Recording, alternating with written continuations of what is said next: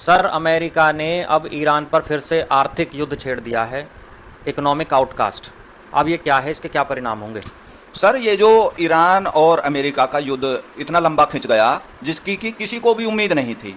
America वाले तो ये सोच रहे थे ट्रंप साहब कि बस ज़्यादा से ज़्यादा 3 हफ्ते और इसको ईरान को हम तहस नहस कर देंगे और फिर अपनी मनमर्जी से ये जो ऑयल का जितना भी है ये सब रिसोर्स हमारे अंडर में होगा और सब चीज़ें हमारे मनमर्जी के हिसाब से होंगी। लेकिन वहाँ पे स्थिति इतनी उलझ गई है सर कि अब वहां से निकलना मुश्किल हो रहा है। ईरान ने जो सबसे कमजोर नस है स्ट्रेट ऑफ होर्मुज वो ही दबा ली है। अब उसमें सबकी चीख चिल्लाहट निकल गई है पूरी दुनिया की।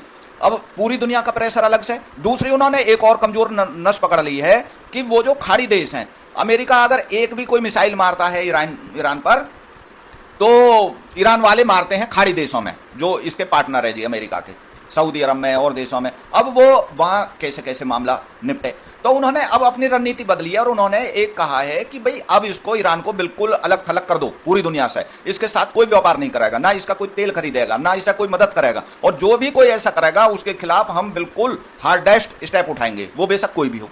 अब इसमें सोचने वाली बात यह होगी कि सबसे बड़ा पार्टनर हो गया जी चीन। वो ही इसका सबसे ज्यादा ऑयल परचेज करता है, वो ही इसको सबसे ज्यादा जो ये इक्विपमेंट है वो सप्लाई करता है, चिप्स वगैरह देता है जो मिसाइल में लगती हैं।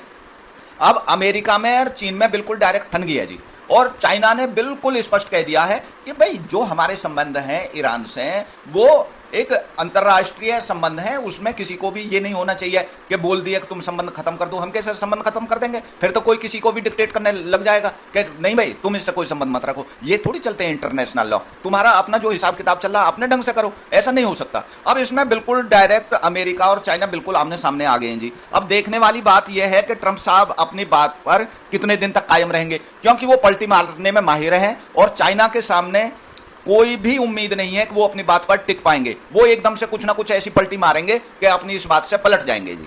तो उम्मीद नहीं है जी बिल्कुल जी।